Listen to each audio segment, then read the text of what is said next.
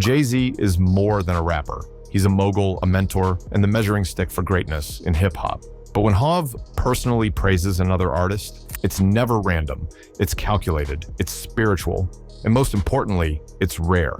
She's the best. She's amazing. She's an incredible songwriter and an incredible performer. Because for Jay, admiration isn't handed out for popularity. It's earned through raw talent, fearless authenticity, and unshakable legacy. And when he speaks on who inspires him, you better believe the industry listens. So who are the 7 artists that Jay-Z considers his personal favorites?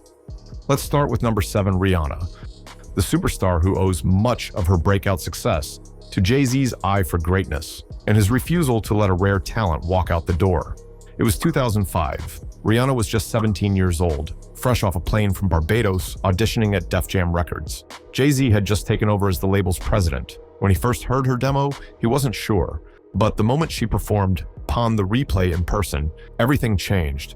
Jay was so impressed, he literally locked her in the office until she signed the deal. We signed her that night. We didn't let her leave the office. Really? The 3 in the morning was when that contract got. A now legendary move that shows just how serious he was about her potential. That single moment changed the face of modern pop. Rihanna's debut single exploded. Then came SOS, Disturbia, Rude Boy, and the game-changing Umbrella. Jay wasn't just watching from a distance, he was hands-on. He featured her on Run This Town, for Statu, brought her into his Rock Nation management family, and eventually brought her on as a co-owner in his streaming platform, Tidal. But this relationship went far beyond business. Jay saw in Rihanna what the world didn't yet, a global brand. He nurtured not just her sound, but her image, her independence, and her business instincts. And I don't sign songs, I sign artists. And Rihanna, she delivered on every level. Today, she's not just an artist. She's a fashion icon, beauty mogul, and a certified billionaire. Her Fenty Beauty empire and Savage X Fenty line redefined inclusivity and commercial power. And Jay was there before any of it started. He didn't just give her a platform, he gave her freedom. He believed. And in return, Rihanna became one of the most powerful women in entertainment. That's not mentorship, that's legacy building. Next on the list is number 6, J. Cole, an artist whose entire career can be traced back to one defining, heart-pounding moment. Picture this. You're a young rapper from North Carolina, barely known, walking into a studio where Jay-Z is waiting. And then you see Beyonce standing beside him. That's what Cole faced on the day he got his shot. Nerves hit hard.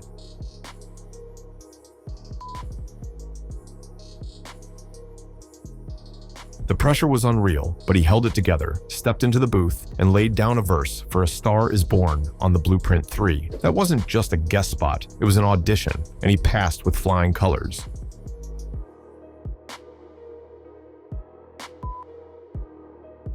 But Jay wasn't done watching. Years later, backstage at Yankee Stadium, Cole bumped into him again. Jay looked him dead in the eye and said, "That Villamatic? Woo! That's my favorite joint I ever heard from you." That wasn't just a compliment, it was a stamp. Real respect, artist to artist. And here's where it gets deeper. Jay never forced Cole into radio-friendly records or flashy singles. He gave him something even more valuable, freedom. And Cole ran with it. He dropped 2014 Forest Hills Drive with no features, no compromises, and it went double platinum. The project became a blueprint for modern introspective rap, deep, honest, and completely unfiltered. Jay didn't just put him on a label, he let him build his own lane. That's what makes Cole different. That's what makes Jay's admiration so rare. In an industry full of noise, gimmicks, and temporary fame, J. Cole became a quiet storm, and Jay-Z saw that coming from the start. And just when you think Jay's mentorship stops there, wait till you hear who he calls a lyrical equal. Coming in at number 5 is Pusha T, one of the few MCs who can stand toe-to-toe with Jay-Z bar for bar. For years,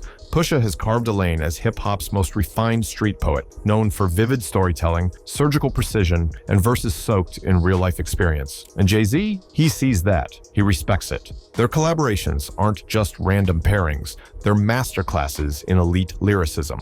From So Appalled on My Beautiful Dark Twisted Fantasy to Drug Dealers Anonymous, to the more recent Neck and Wrist, Jay only shows up when the stakes are high. And when Pusha sent Jay his verse for Neck and Wrist, Jay had just one reply: "What the hell do you want me to say to this?" Whether it's emojis, whether it's like, yo, what the hell you... Like the same Wait, emoji? I think he said, what the hell you want me to say to this? That wasn't sarcasm, it was respect. Jay knew Push had brought his A game, and he wasn't about to fall short. because when Push is on a track, there's no coasting, no autopilot. Every bar has to count.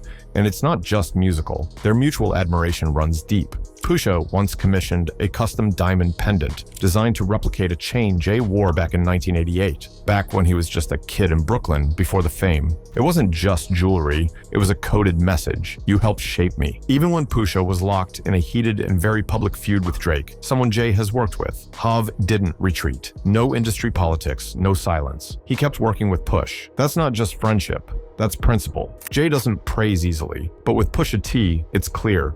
This is more than respect. It's recognition from one chess master to another.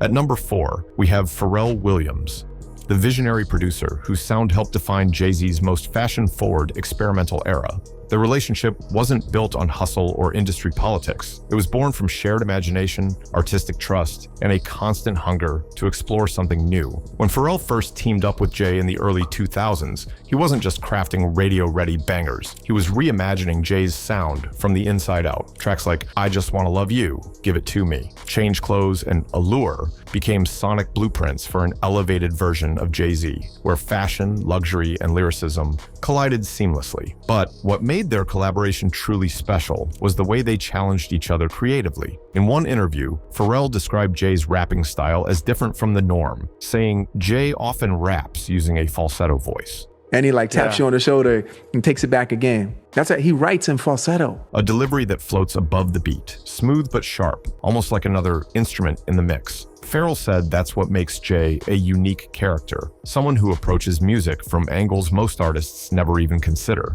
Crazy. That's odd and different and weird and amazing and makes him a character. Jay, in turn, has praised Pharrell's ability to inject elegance into sound, saying he understands how to make records that feel both effortless and intentional. Together, they weren't just making hits, they were shifting the energy of the entire culture, and the fact that Jay continues to collaborate with Pharrell, even decades later, tells you everything. That's not nostalgia, that's creative alignment, because when Jay wants to evolve, he still calls the producer who helped him shape the sound of reinvention. Number 3, Andre 3000, the genius who doesn't need to rap. Andre 3000 is the definition of enigmatic brilliance. He disappears for years, then returns with something nobody expects. When he dropped New Blue Sun, it wasn't filled with bars. It was instrumental, abstract, a spiritual experience, but buried inside that track list was a title that made headlines: 93, Till Infinity, and Beyonce. To name a song after Beyonce, you need approval, and that means going through Jay-Z. Andre reached out. Jay didn't hesitate. He and Bey granted permission, and Andre publicly thanked them both. That gesture wasn't just about legal clearance, it was a subtle confirmation that Jay considers Andre a peer, not just a legend. Jay has long admired Andre's lyrical creativity. In past interviews, he's named him among the best to ever do it. Even without collaborating on a record, their mutual respect echoes through the culture. It's rare air, and just when you think that respect couldn't go deeper, it does. Next is number 2, the notorious Big. The only artist Jay-Z has ever spoken about, not just as a peer, but as a brother lost too soon. Jay and Biggie came up together in the Brooklyn scene of the early 90s, iron sharpening iron. Their bond wasn't manufactured. It was born in freestyle sessions, block studio runs, and shared ambition. They weren't just trading verses, they were pushing each other to evolve. Jay once recalled how Big played him Who Shot Ya in his car, and Jay was so inspired he went home and wrote 4 songs that same night. Crazy.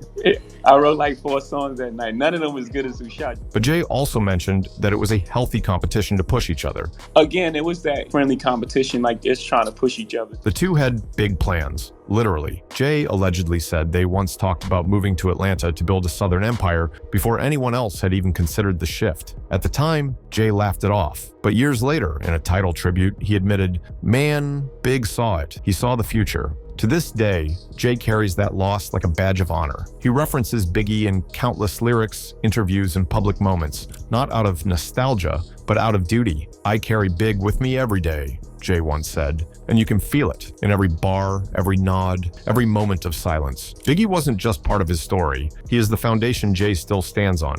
And finally, number 1, of course, is Beyonce. But don't let the marriage headlines distract you. This isn't just about love. It's about legacy. It's about two titans who didn't just share a spotlight. They built their own solar system. Jay and Bey have collaborated on over a dozen records together, starting with 03 Bonnie and Clyde back in 2002, which marked the beginning of their musical and personal union. That track wasn't just a radio hit. It set the tone for a power couple that would rewrite the rules of fame, artistry, and partnership. From Crazy in Love to Drunk in Love to their co-headlined On the Run World tours, their chemistry has been undeniable. But that's only part of the story. Together, they turned personal struggles into public masterpieces. When Beyoncé dropped Lemonade, it was raw, emotional, and widely interpreted as a response to infidelity. Most couples would have buckled. But Jay answered with 444, a confessional record that owned his mistakes and reinforced his respect for her brilliance. That wasn't PR, that was art as therapy, healing through creation. Jay never misses a chance to uplift her. He's repeatedly called Beyoncé a magnificent performer and that they steal things from each other. In the same way that of course, she's a magnificent performer. I steal routines from her, stole many things from me. To Jay-Z, Beyoncé is more than a wife. She's a force, a mirror, a muse, his most powerful collaborator, and his greatest competition. In a game full of legends, Jay knows he wakes up next to the one who may one day eclipse them all. And that's not romance, that's reverence. So there it is, the 7 artists who've earned Jay-Z's respect at the highest level. From Andre 3000's elusive genius, to Cole's quiet rise, to the Queen Bey herself. This list isn't just a ranking, it's a reflection. These names tell a story, not just of who Jay admires, but who helped shape him. Every verse, every feature, every cosign was a clue into what Hav values most. Now, it's your turn. Who's your top 7? Drop it in the comments and stay locked in, because if this is Jay's current circle, imagine who he'll crown next.